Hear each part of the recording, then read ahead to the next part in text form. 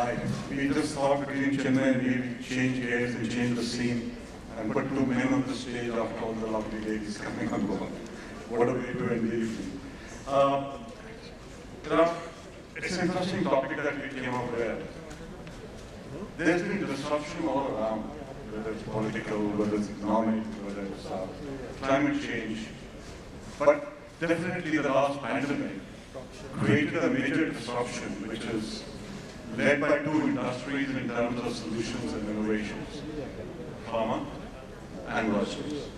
So that's exactly what we are here to understand, and maybe, Chinmay, you can go first in terms of how gender diversity has influenced the pharma industry and it's leading to multiple innovations.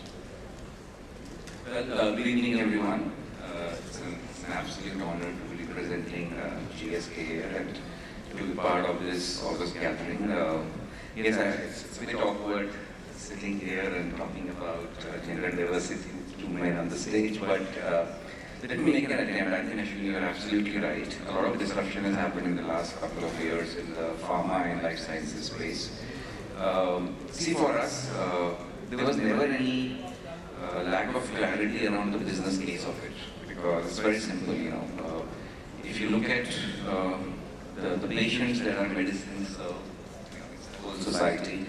Our vaccines are given to children, are given to mothers, are given to adults. So there was never any issue or never any confusion around the business case of why we should have a balanced workforce, so to say. The challenge was always about availability, and especially in India, I would say.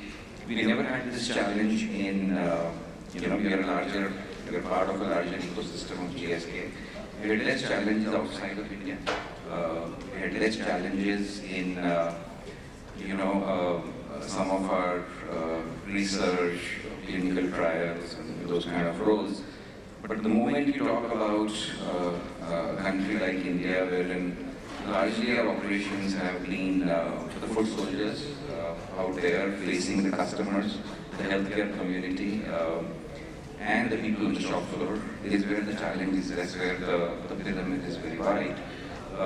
But even there, if you look at it, around 35 to 40% of the healthcare community comprises of women. But that's not the case when it comes to workforce.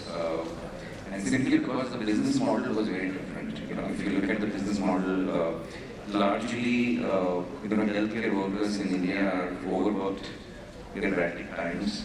There are time zones they work, and if you look at the workforce, very few women in pharmacy, very few women in STEM in the past, and the nature of work was not very conducive. I think what COVID did was it disrupted our business model. The traditional face-to-face engagement with the healthcare community is largely getting displaced with a lot of usage of technology. And I think the whole ecosystem is evolving to interact with pharma world in a very different way. And hence it has helped us certainly leapfrog in terms of our ability to attract and retain female in our workforce. And that obviously helps in terms of different ideas, different ways of doing things. And I think the momentum will just continue. We also see that there are a lot of women taking up pharmacy courses, STEM courses, and taking up careers in life sciences much more than earlier, including at the entry level, not just at the senior levels. If you look at the senior levels, interestingly, our middle and top is not as low as what we have at the bottom rung of the industry. Middle and top is somewhere around 25 to 35%.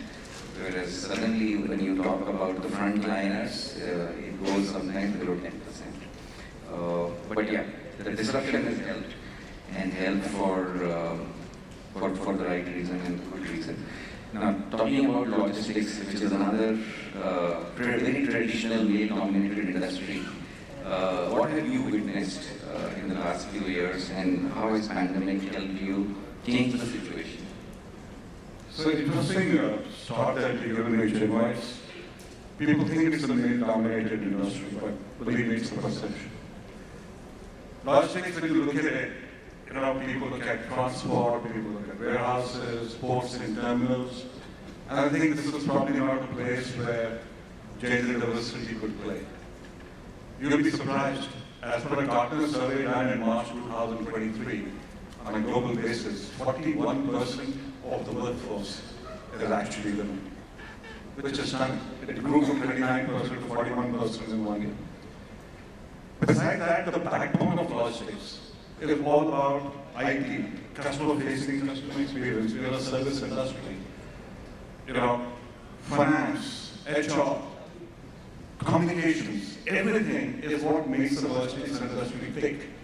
And gender diversity here is at a very high level. Beyond that, we believe in not calling it manpower any longer, but we believe in calling it brain power for business. Similarly, when we have robotics in the warehouse, there used to be called goods to man technology earlier, where a robot would go and pick something to the shelf and get it for picking. But now we call it goods to person. So this evolution of adaptability and understanding is phenomenal. For us, we have realized in logistics that women bring resilience, they nurture and create stability, they come with massive innovative ideas, they feel like a third eye, and more than anything combined, they bring a huge amount of empathy in a logistics kind of business, stabilizing the whole end-to-end supply chain. Fantastic. And specifically to your industry, and the world, how are you continuing on this journey, in terms of building resilience and building on this momentum that you have created post this pandemic? So coming back home to India and the world in particular, we grew our gender diversity workforce from 6 to 12% within the 1 last year. And our target is to double that again to roughly 24% in 2025. We are well on the way. You'll be surprised, women crane operators at our ports in Shiva and in Cochin. Ladies who work 3 shifts, they work night, they work morning, and they do a phenomenal job. What are we doing in terms of resilience? At grassroots levels, I'm sure you're all aware of it, I'm sure you enjoy cricket, we have gone across boundaries by sponsoring ICC and Delhi Capital's World Cup cricket, and we're ensuring that we're giving kits to young girls and women cricketers all across the world and empowering them through sports and making them understand the power of logistics and where it can take them. On the middle management level, what we're trying to do is to get management schools to understand what we can do for people in logistics. And finally, at the top management level, we have a head of customer experience, a head of healthcare, a head of innovation, head of sustainability, all ladies as complete brain power for business. Really over to you. I know the time's running out, but maybe your view and a closing comment. See, specifically to GSK, what we have learned from different countries who are on similar journey like where we are in India many years back is we focus largely on inclusion and equity, and versus only focusing on increasing diversity in the workforce. And when I say that, whether it's our policies, infrastructure. So, for example, if you look at parental leave, for us even paternity is 1.5 months. Because you don't look at it, oh, it's a male or female. Even if you give it to a male employee, it helps his spouse, and you are contributing to the larger ecosystem. Similarly, if you look at whether it's child care, it's sabbatical, all policies, wherever possible, we make it gender neutral because it's about inclusion. And even things like fair pay, you're a fair pay certified company. Interestingly, when we do fair pay analysis, we make corrections wherever required for both males and females. And then we look at things which, because fair pay is more of an outcome, but what goes into it in terms of, is there any bias creeping in promotions, salary increases, training hours, all of that leads to ensuring that the whole leadership has a mindset of, are we driving the right inclusive environment? And in the company, the way we look at inclusion is, in fact, there is a program which all leadership team goes through. It's called Unlocking Performance at Scale Through Inclusion. So inclusion because we want to drive performance. That's how we look at it. And wherever there is a need to have equitable policies, because the reality is when the concept of work started, all the rules are made by men. So we have to rewrite some of those rules. So equity becomes important. So wherever there is any specific intervention to be done to ensure that equal opportunity is not good enough, you have to ensure that you are providing equal opportunity to succeed as well. It is where we make those changes. For example, allyship is big for us, and we ensure that people who display true ally behaviors are recognized through formal programs like any other business recognition. Sum total of this is ensuring that our workforce representation is improving year on year.